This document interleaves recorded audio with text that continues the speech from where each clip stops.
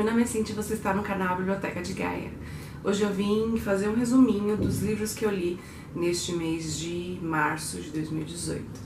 Já tô com a cabeça em abril, mas nós ainda estamos em março. Eu diria que foi um mês bom, foi um mês assim que eu consegui manter uma média de 4 livros no mês, um livro por semana, acho que tá bom. Os outros meses eu li um pouco mais, mas não tem problema. O importante é não parar de ler. Eu estou tendo uma ressaca aí por causa de uma leitura que eu estou fazendo, que eu vou comentar com vocês no final do vídeo. Então, o meu ritmo de leitura diminuiu muito do meio do mês pra cá, principalmente. Mas vamos lá primeiro falar sobre os livros que eu li neste mês. Bom, antes eu preciso comentar com vocês que esta obra que está rolando no prédio, ela vai ter uns 3 meses de duração pelo menos. Então, infelizmente, ou eu gravo de madrugada, com palitinhos nos olhos para conseguir ficar acordada, ou eu gravo durante o dia e a gente é obrigado a ouvir esses barulhinhos, tá? Então me desculpem. Mas o primeiro livro que eu concluí neste mês foi um audiobook, na verdade. Eu vou deixar a capinha dele aqui porque foi audiobook, então não tem como. É O Mercador de Veneza, do William Shakespeare. Eu havia lido esse livro na faculdade. Eu li este livro em 2004, no meu primeiro ano de faculdade. Faz muito tempo, mas agora eu resolvi ouvir ele no audiobook. Eu lembrava apenas algumas coisas. Foi meu único contato com Shakespeare até hoje. E eu lembro que eu gostei bastante dessa leitura na época. E quando eu vi que tinha audiobook dele, eu falei, agora é a chance de eu recordar essa história. Eu ainda não fiz resenha sobre esse livro, mas eu pretendo fazer. Mas eu vou falar um pouquinho sobre a história para não deixar vocês assim, sem saber do que eu tô falando. Tem um jovem que é apaixonado por uma donzela, por uma princesa, e ele quer muito se candidatar a desposá-la. Só que ele está sem verbas no momento. E ele tem um amigo que possui muito dinheiro. E é um amigo bem depressivo, que está passando uma fase bem ruim. Então esse amigo acaba ajudando ele, com dinheiro, a se candidatar a ser esposo dessa princesa. É claro, como uma boa história de amor, esse romance, ele surge entre este jovem e essa princesa, porém algumas coisas acontecem aí no meio do caminho que, apesar deles estarem dispostos a ficar juntos, né, eles vão ficar juntos aparentemente, esse amigo que emprestou dinheiro vai à falência de uma forma muito inesperada. E esse amigo, para ajudar o jovem, ele acabou entrando numa dívida muito grande e praticamente a cabeça dele está a prêmio para pagar essa dívida. Só que aí há toda uma reviravolta e um monte de coisa acontece para deixar essa história mais emocionante. É uma história simples do Shakespeare. Eu achei a linguagem muito simples, muito fácil, bem gostosa. Quero conhecer outras coisas do Shakespeare, principalmente os dramas, né? Esse entra na categoria de comédia, se eu não me engano, mas eu quero conhecer os dramas do Shakespeare também. Mas eu gostei bastante de ter tido contato novamente com essa leitura, dessa vez através do audiobook, e pretendo ler outras coisas do Shakespeare, mas aguarda aí, eu tô atrasada com as resenhas, mas vai sair. O segundo livro que eu concluí no mês, finalmente, foi o primeiro volume do Em Busca do Tempo Perdido, No Caminho de Swan, do Marcel Proust. Gente, essa leitura foi fantástica. Se você tiver interesse em conhecer como foi essa leitura, eu não fiz uma resenha do livro, mas eu fiz uma espécie de diário de leitura. Então tem o convite, que eu vou deixar todos os links aqui no box de descrição. Tem o convite para acompanhar essa leitura ou ler junto comigo. Tem a primeira parte, a segunda e a terceira, que foi a conclusão deste livro. Claro que todos os vídeos possuem spoiler, já que é um diário de leitura em que eu vou comentando com vocês tudo que eu fui lendo, as impressões, acontecimentos, etc.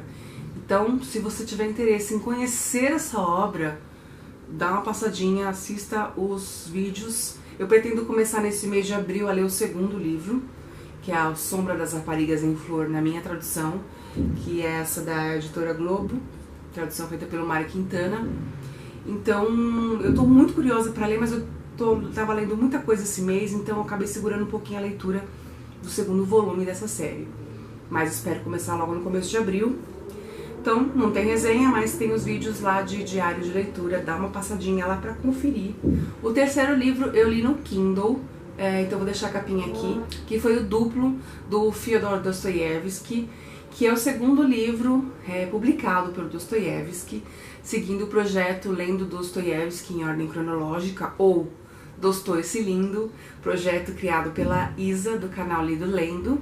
Vou deixar o link aqui também do canal da Isa, um link pro projeto, tá? Do canal da Isa. Consegui acompanhar o cronograma certinho, a leitura tá em dia. Este livro eu gostei mais da escrita do Dostoiévski, mas eu não gostei da história.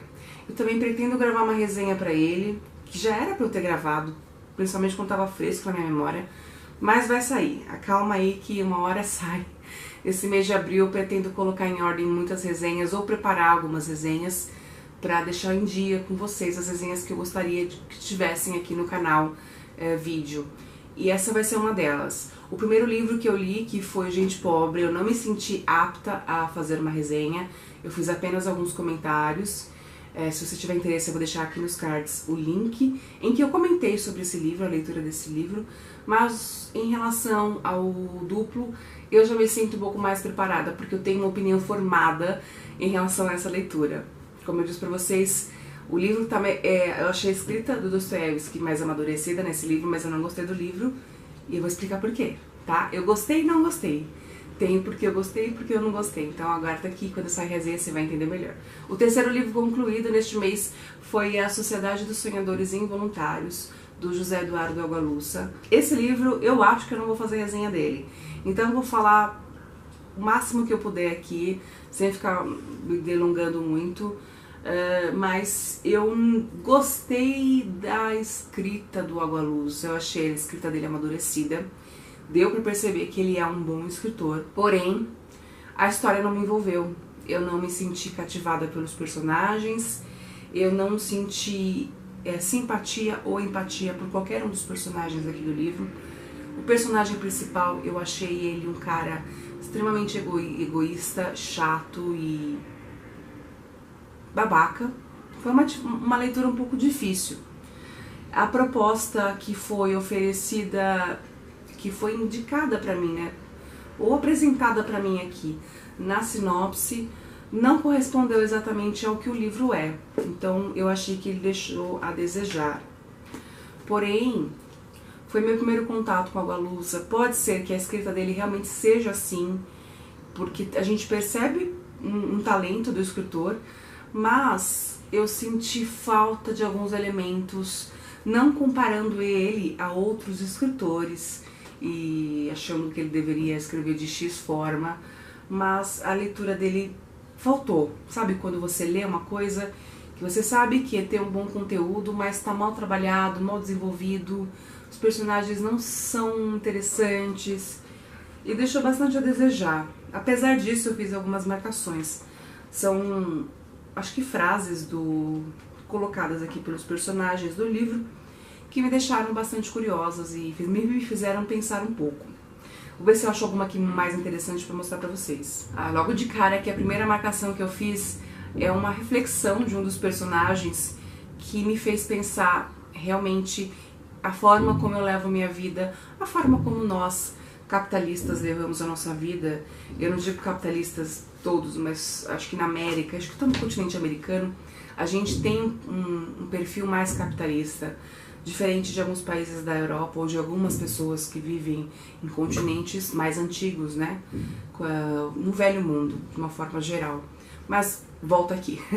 Esse é o pensamento do personagem. Não preciso de mais. Ter consome muita energia. Vigiar o que se tem consome ainda mais, desgasta, corrompe a alma. Bom mesmo é desfrutar. Eu não quero o veleiro, quero a viagem. Não quero o disco, quero a canção. Eu achei isso pra gente pensar, né? Aí tem outra reflexão aqui desse mesmo personagem, referente ao casamento. E eu achei curiosa. As pessoas só deveriam ser autorizadas a casar estando lúcidas. Não entendo por que, sendo proibido dirigir bêbado, não é proibido casar bêbado, ou apaixonado, que é a mesma coisa. Um casamento não é assim tão diferente de um carro. Mal conduzido, pode ferir muita gente, a começar pelos filhos.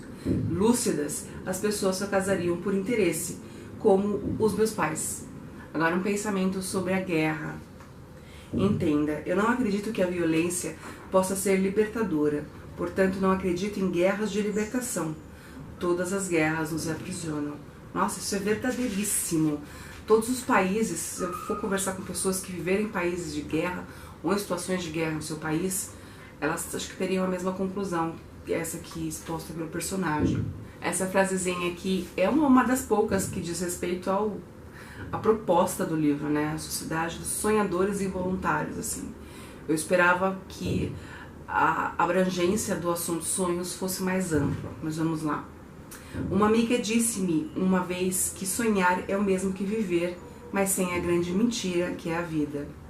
Basta, tem algumas outras citações aqui bem interessantes, mas existe uma possibilidade existentemente grande de eu fazer uma resenha desse livro, já que é o primeiro livro que eu li do autor.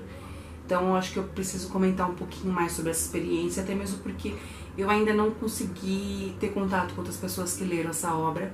Então acho que vai ser uma resenha muito válida para apresentar um pouquinho, pelo menos a obra a vocês. Mas eu quero ler outro livro do autor para conhecer melhor a obra dele, ver se realmente me agrada e eu pretendo ler outras coisas ou não. E concluindo o mês, eu resolvi colocar um pouquinho de poesia na minha rotina de leitura. Não na rotina, né? Nesse mês, pelo menos. E eu acabei lendo esse livro das Mulheres na Folha, da Emily Dickinson, Poemas Escolhidos. Foi, acho que veio no primeiro domingo, né? Veio com o livro da Clarice Lispector, Perto do Coração Selvagem, veio junto esse livro. E eu acabei resolvendo ler, porque fazia muito tempo que eu não lia poesia. Acho que o último livro de poesia que eu li foi em 2016, da Adélia Prado. Só que eu cheguei à seguinte conclusão: não funciona, eu não acredito na tradução de poesia. Eu precisei ler essas poesias aqui para entender isso. Sendo que não tem a poesia na versão original em inglês. Se eu tivesse comparado o inglês, a poesia em inglês com a em português, aí eu queria jogar esse livro pela janela, tenho certeza disso. Mas lendo as poesias aqui da Emily Dickinson, eu não consegui me envolver tanto com as poesias. Eu senti que elas tinham um potencial muito incrível, pelo menos grande parte delas, tanto que eu fiz várias marcações aqui, não sei se vocês vão conseguir ver.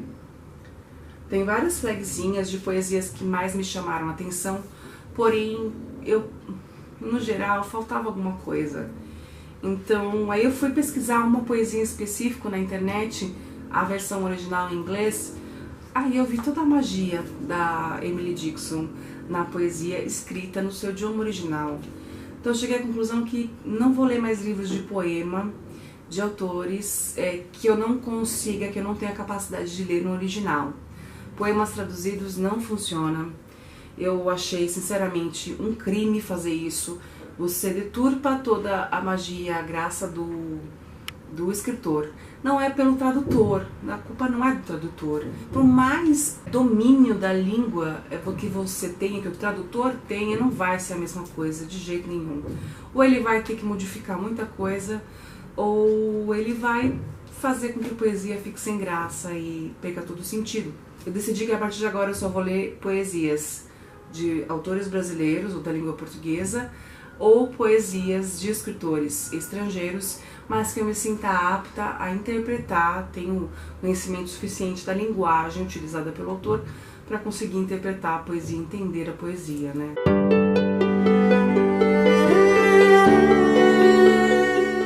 Esse é um livro que eu ainda estou lendo neste mês de abril, né? É Uma Breve História da Literatura, do John Sutherland. Tô gostando, tenho muitas ressalvas para fazer, é um livro que a gente vai ter que conversar depois, até mesmo porque esse tipo de livro, esse livro que é muito resumido sobre um assunto, ele tem lá suas vantagens e desvantagens. Eu acho interessante conversar com você que também está exposto a esse tipo de literatura, para saber se vale a pena ou não, se agrada ou não, se te interessa ou não, enfim. Então a gente vai conversar, quando eu concluir essa leitura, a gente vai conversar mais sobre ela.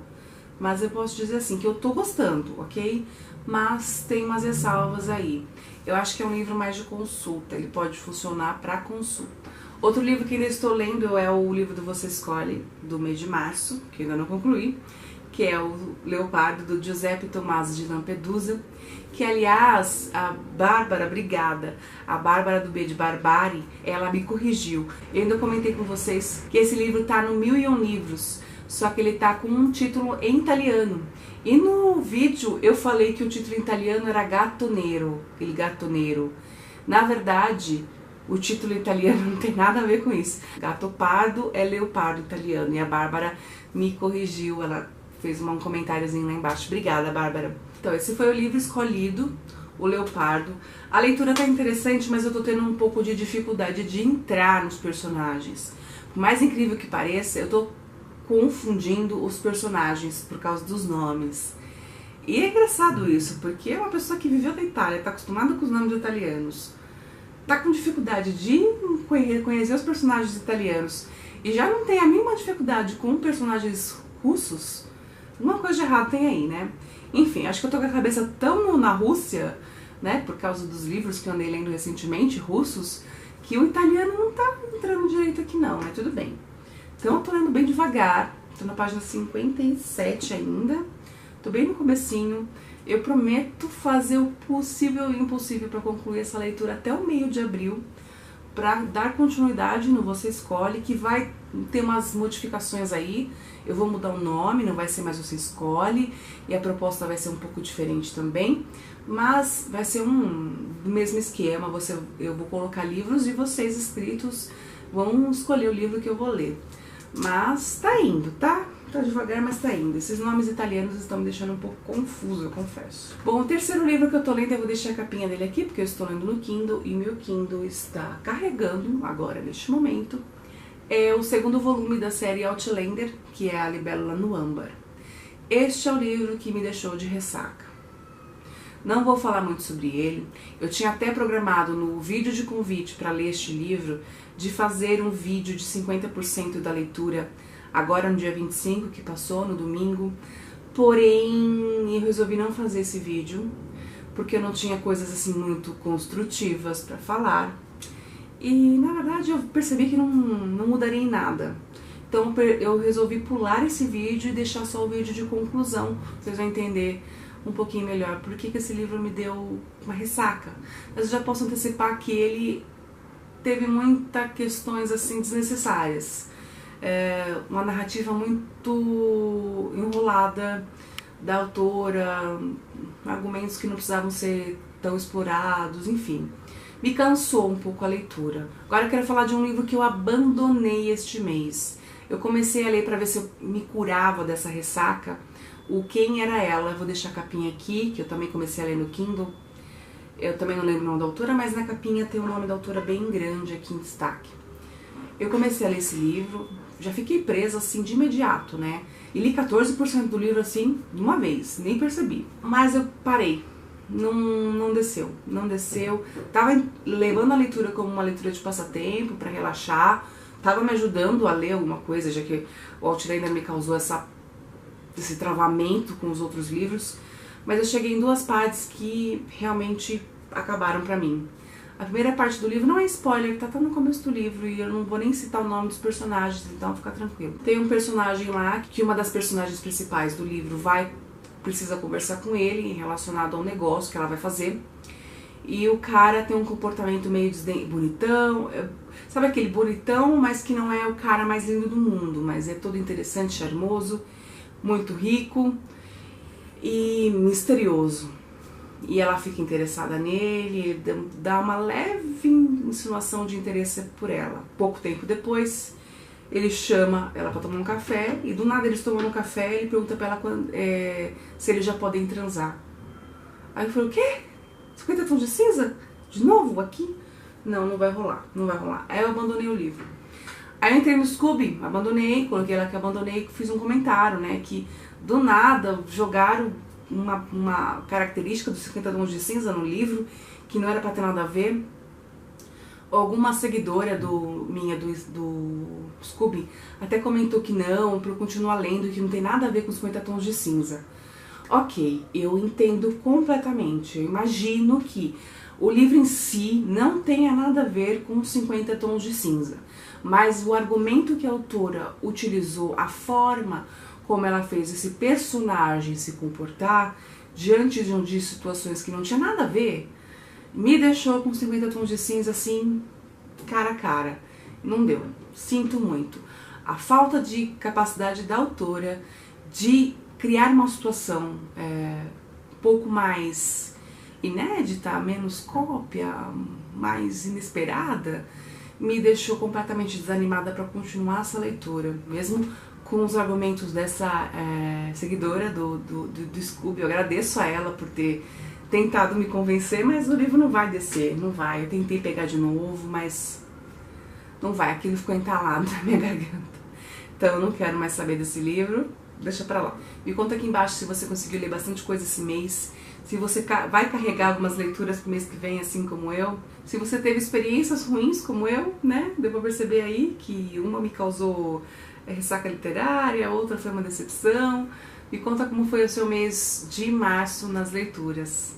E espero que vocês tenham gostado desse vídeo. Não esquece de clicar em curtir antes de ir embora. Inscreva-se no canal caso você ainda não seja inscrito. E nós nos vemos no próximo vídeo aqui na Biblioteca de Gaia.